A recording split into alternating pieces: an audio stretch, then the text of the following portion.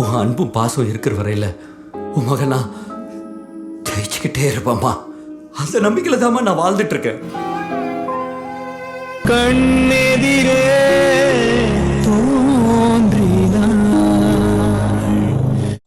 இந்த பிரச்சனைக்கு முன்னாடியே பேசும்போது ருத்ரா அவங்க 2 பேர் பத்தியும் ரொம்ப நல்ல விதமா தான் சொல்லியிருக்காங்க. கோவத்துல நடந்த விஷயத்த பெருசுப்படுத்தாம ருத்ராவோட நன்மைக்காக நீங்க 2 பேருமே அந்த வீட்டுக்கு வரணும்.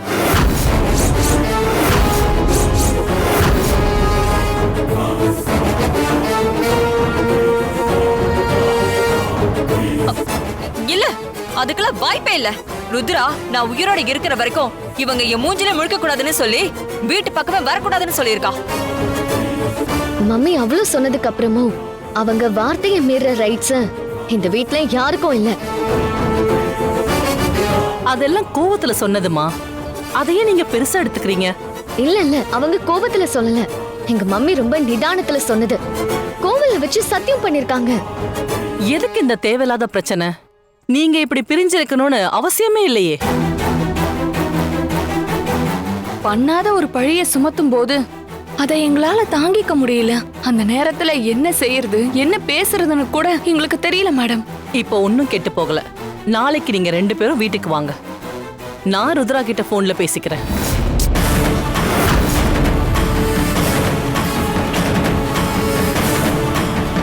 என்ன நடந்துச்சுன்னு தெரியாம நீங்க பாட்டுக்கு பேசிக்கிட்டே இருக்கீங்க. ருத்ரா என்னைக்குமே இவங்களை ஏத்துக்கவே மாட்டா. நிம்மதிக்காக அபிராமி அத்தை வீட்ல இருக்கிற ருத்ராவோட நிம்மதிய நீங்க நிம்மதி இல்லாம ஆக்கிடாதீங்க. ஆமா, என்னோட மம்மி இவங்க திரும்ப வீட்டுக்கு வராங்கன்னு தெரிஞ்சா அந்த ஷாக்கிங்லே என் மம்மிக்கு ஹார்ட் அட்டாக் வந்தாலும் வந்துரும். தயவு செஞ்சு அந்த மாதிரி ஒரு காரியத்தை மட்டும் பண்ணாதீங்க. அனிதா, இந்து, கொஞ்ச நேரம் அமைதியா இருக்கீங்களா? எங்க என்ன பேசணும்னு தெரியாம வாய்க்கு வந்தபடி பேசிட்டு இருக்காதீங்க. பாத்தீங்களா மேடம், உங்க கண்ணு முன்னாடியே இவங்க எப்படி எல்லாம் பேசுறாங்கன்னு. இவங்க இருக்கிற வரைக்கும் ருத்ராமா சிவா சார எப்படி புரிஞ்சுப்பாங்க, எப்படி ஏத்துப்பாங்க? பூமி சார், சீக்கிரமா இதுக்கு ஒரு நல்ல முடிவு எடுங்க. ருத்ரா வரட்டும். எந்த முடிவா இருந்தாலும் ருத்ரா தான் எடுக்கணும். அப்பதான் எல்லாமே சுமூகமா முடியும். கரெக்ட். நீங்க சொல்றது சரிதான். அதான பார்த்தேன். மறுபடியும் உங்களால அந்த வீட்டுக்குள்ள நுழைய விட்டுருவேனா? சரி, வாங்க போலாம். வாங்க.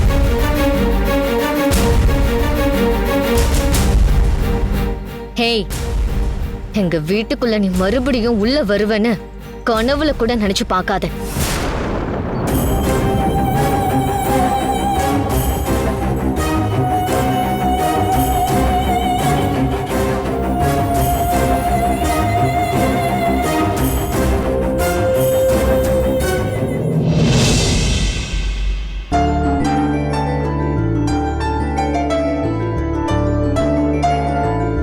மாப்ள, எனக்கு ஒரு விஷயம் தோணுது, சொல்லட்டுமா?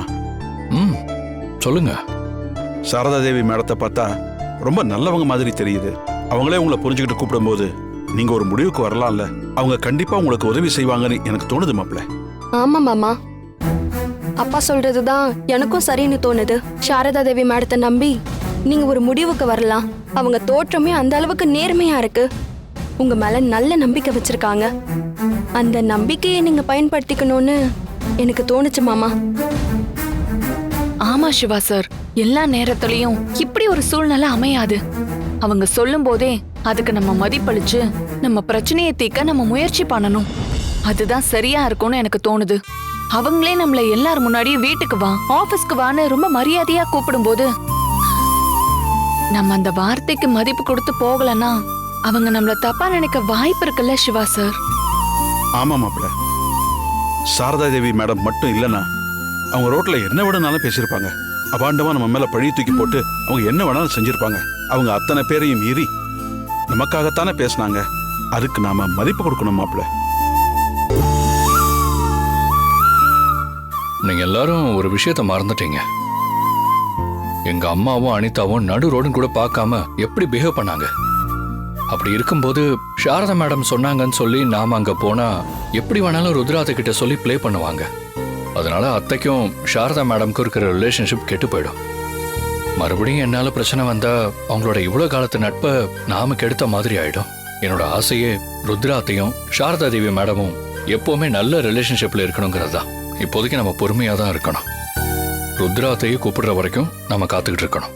அது வரைக்கும் மறுபடியும் அத்தைய நாம கோவப்படுத்தக்கூடாது.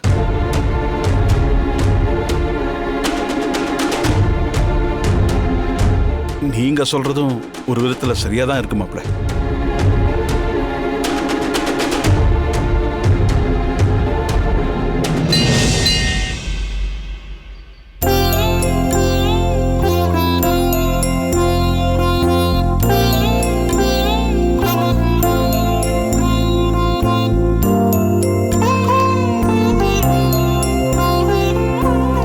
சாமி, எங்க 2 பேருக்கும் தோஷம் இருக்கு, அதனால கல்யாணம் தட்டுப்படுது.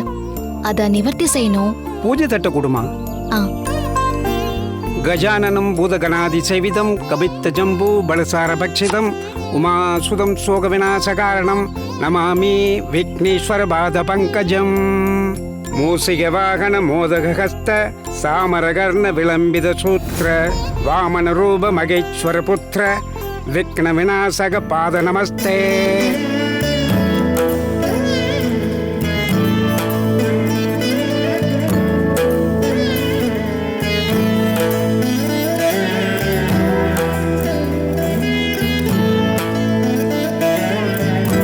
உன்னோட வேண்டுதலை நல்லா வேண்டிக்கிட்டு ஒரு அகல் விளக்கை எடுத்துட்டு போய் கோவில் குளத்துல விட்டுருங்க. உங்களோட தோஷமெல்லாம் நீங்கும். சரி பண்ணிடுற சாமி.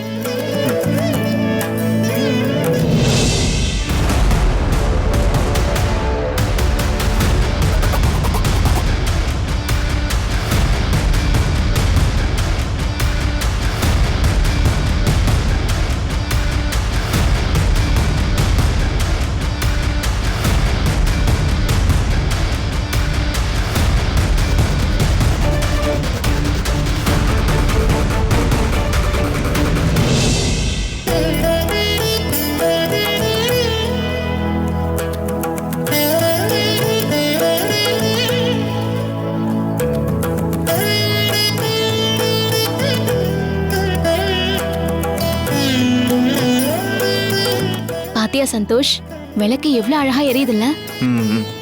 அணைய போற விளக்கு எப்பவும் பிரகாசமா தாண்டி எரியும். அதே மாதிரி சாக போற நீயும் சந்தோஷமா தாண்டி இருப்ப.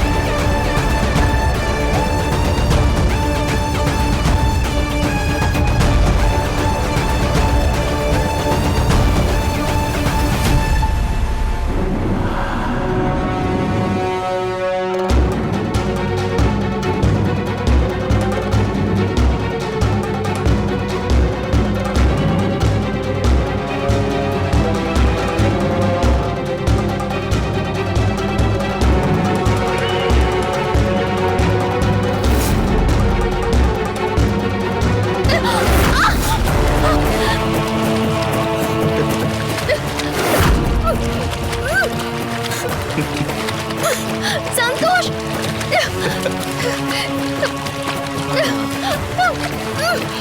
சந்தோஷ், சந்தோஷ், காப்பாத்துங்க, காப்பாத்துங்க. காயத்ரி, சந்தோஷ், காயத்ரி.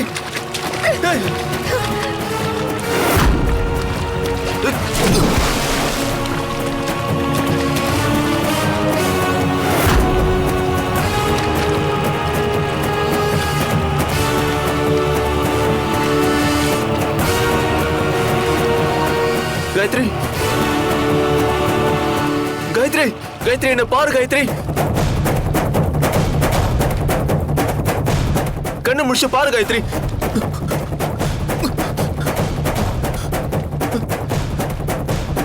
காயத்ரி காயத்ரி என்ன பாரு காயத்ரி காயத்ரி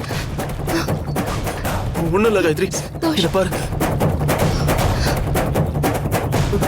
உனக்கு மட்டும் ஒண்ணு ஆயிருந்துருச்சுன்னா இந்த கோவில்லயே சொல்றேன் நானும் செத்து போயிருப்பேன் சந்தோஷ்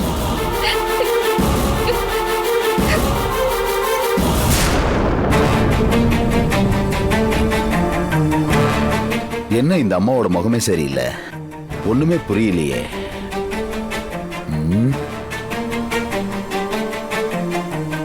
என்னம்மா உங்க முகமே சரியில்லையே, ஏதாவது கவலையா இருக்கீங்களா?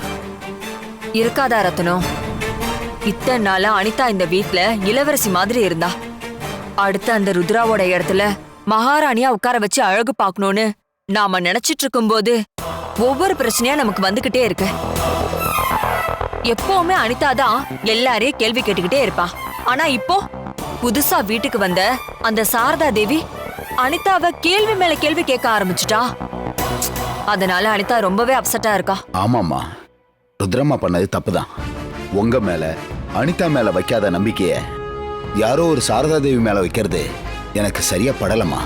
இங்க பாரு ரத்னம், இன்னொரு முக்கியமான விஷயம்.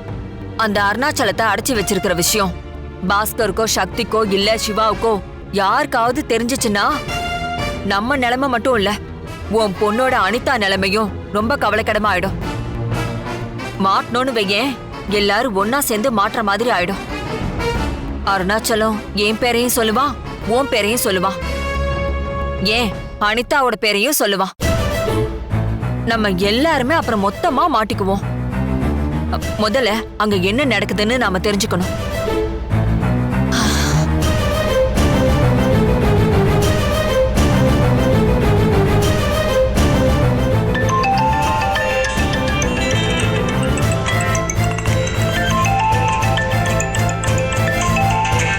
ஹலோ, சொல்லுங்க மேடம். என்ன எல்லாம் சரியா இருக்கா? எல்லாமே சரியா இருக்கு. நாம இன்னும் கொஞ்சம் கவனமா இருக்கணும். கொஞ்சம் அசந்தாலும் எல்லாமே மோசமாயிடும். பத்திரமா பாத்துக்கோங்க. அதெல்லாம் நீங்க ஒன்றும் கவலைப்படாதீங்க மேடம், எல்லாமே சரியா இருக்கு. இந்த அருணாச்சலத்தோட மூச்சு காத்து கூட என்னை மீறி வெளியே போகாது. சரி, பத்திரம். என்ன ரத்னம், எல்லாமே சரியா இருக்குன்னு சொல்லிட்டு இருக்கான். அருணாச்சலத்தை யாரும் கண்டுபிடிக்க முடியாதுதான். இருந்தாலும் அந்த அருணாச்சலத்து மேலையும் அங்க இருக்கிற ரவுடிங்க மேலையும் நீ ஒரு கண்ணு வச்சுக்க. சரிங்கம்மா. அந்த சாரதா தேவிய எப்படி இந்த வீட்டை விட்டு விரட்டுறதுன்னு நான் யோசிக்கிறேன். சரிங்கம்மா.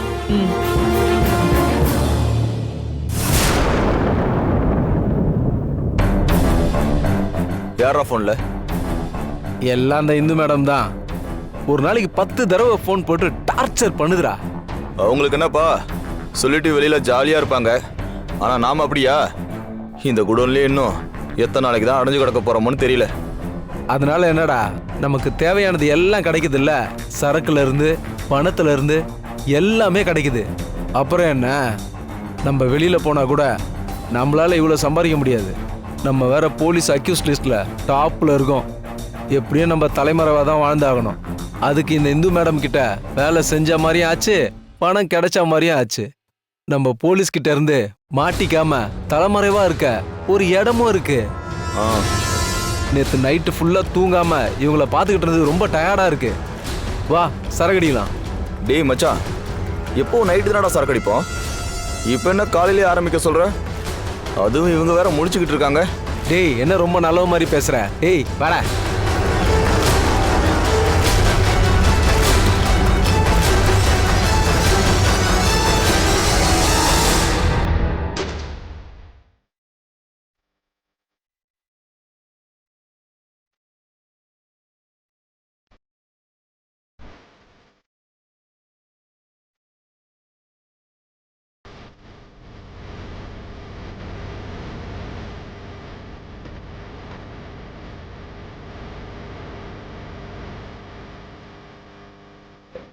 சரக்கு பத்தலடா, எல்லாத்தையும் குடிச்சிட்டா பானை வயிறுடா உனக்கு. ஏன்டா? ஷேர் பண்ணி குடிக்கணும்டா. எல்லாத்தையும் நீயே குடிச்சிட்டா அப்புறம் நான் என்ன பண்ணுறது? சரி, நீ இங்கேயே இருந்து அருணாச்சலத்தை பத்திரமா பார்த்துக்க. நான் வெளில போய் சரக்கு வாங்கிட்டு வரேன். மச்சான், எனக்கு வேற போதை ரொம்ப ஆயிடுச்சு, டயர்டா இருக்கு. நான் எப்பறம் இவங்கள பார்த்துப்பேன்? யாரா அவரு? நம்ம அருணாச்சலம் சார்ரா. அப்படியெல்லாம் தப்பிச்சு போக மாட்டாரு. அப்படியே தப்பிச்சு போகணும்னு நினச்சா கூட நாம் அவரை கொன்றுவோன்னு அவருக்கு தெரியாதா என்ன? பார்த்துக்கடா, வந்துடுறேன்.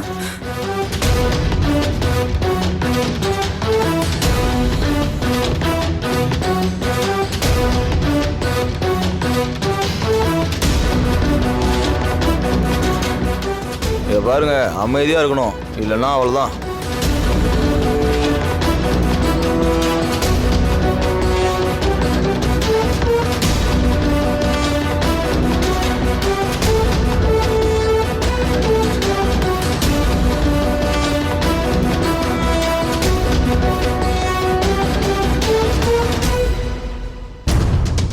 இவங்க அசந்த நேரம் பார்த்து இங்கிருந்து எப்படியாவது தப்பிச்சிடணும்.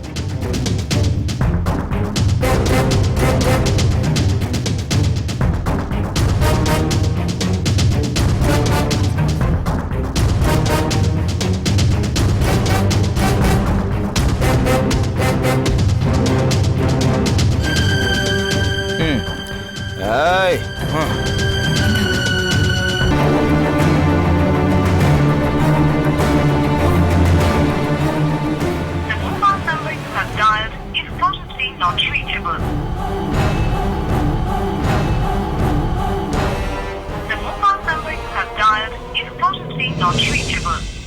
கொஞ்சம் சீக்கிரமா யாருக்காவது கால் பண்ணி பாருங்க.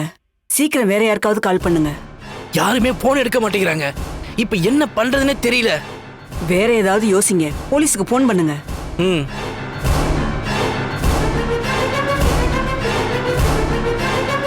யார் நம்பர் கூப்பிட்டாலும் எடுக்க மாட்டேங்கிறாங்க. 100க்கு கால் பண்ணுங்க.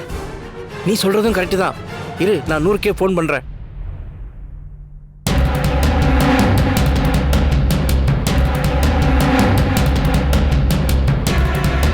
ஹலோ, கண்ட்ரோல் ரூம் சொல்லுங்க. நான் ருத்ரா கம்பெனியோட மேனேஜர் அருணாச்சலம் பேசுறேன். என்னை கடத்தி கொண்டு வந்து வச்சிருக்காங்க. எந்த இடம்னு தெரியல சார். என்னை கண்ணை கட்டி கூட்டிட்டு வந்தாங்க. எப்படியாவது என்னை காப்பாத்துங்க சார்.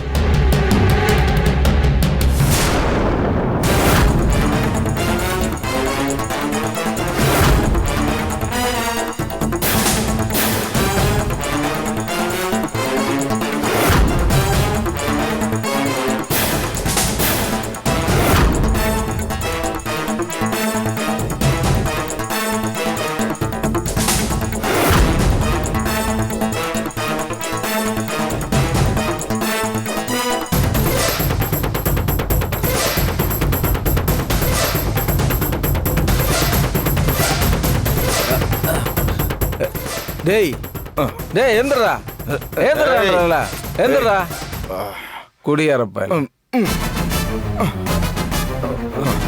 உன்னை நம்பி விட்டு போன பொறுப்பா இருக்க வேணா?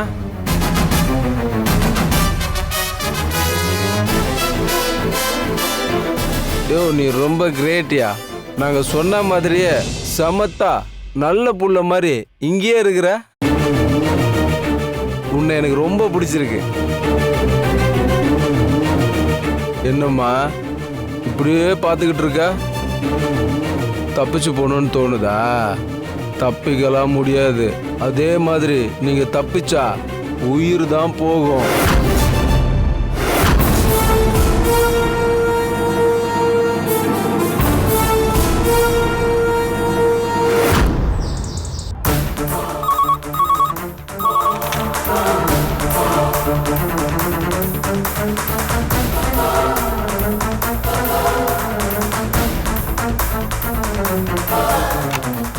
யோ கான்ஸ்டபிள், பாயாங்க சார். சொல்லுங்க sir. Rudra group of company மேனேஜரை யாரோ கடத்திருக்காங்களாம். கண்ட்ரோல் ரூம்ல இருந்து ஃபோன் வந்தது. ஃபோன் வந்த அந்த நம்பரை சைபர் கிரைம் டிபார்ட்மெண்ட்ல ட்ரேஸ் அப் பண்ணிக்கிட்டு இருக்காங்க.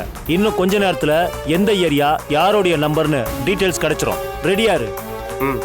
சரிங்க சார்.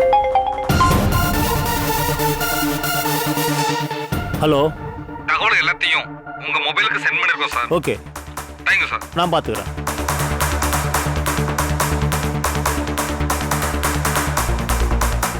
யோ, இன்ஃபர்மேஷன் வந்துருச்சு, சீக்கிரம் வண்டி அடியா. Okay sir.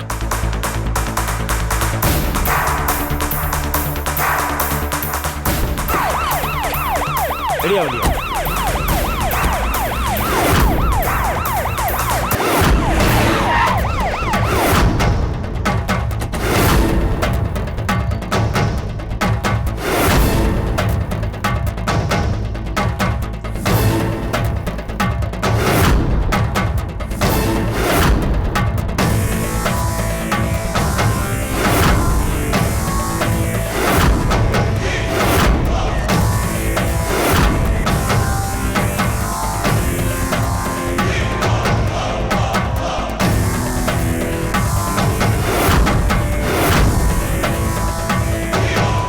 யோ கான்ஸ்டபிள், இந்த சிகரெட் துண்டு அடியா.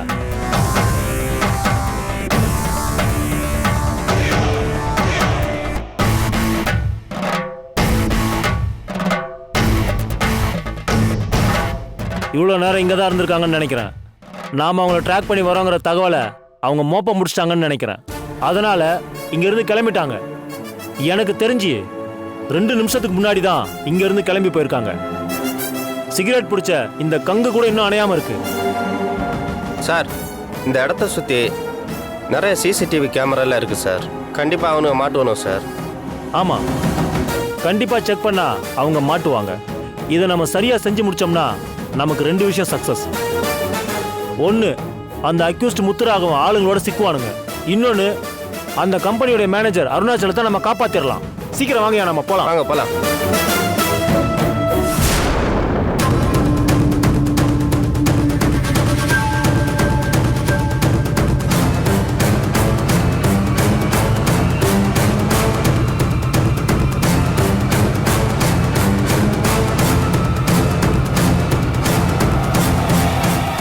என்ன இந்த பொம்பளை பார்த்து இன்ஸ்பெக்டர்லாம் சல்யூட் அடிக்கிறான்?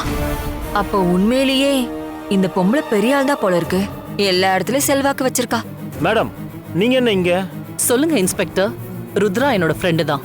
ஒரு சின்ன ஃபேமிலி ஒர்க்குக்காக நான் இங்க வந்திருக்கேன். நீங்க என்ன விஷயமா இங்க வந்திருக்கீங்க? ஒரு முக்கியமான விஷயத்துக்காக வந்திருக்கேன். அருணாச்சலன்ற ஒருத்தரை பத்தி இந்த வீட்டில் இருக்கிறவங்க யாருக்காவது தெரியுமா மேடம்?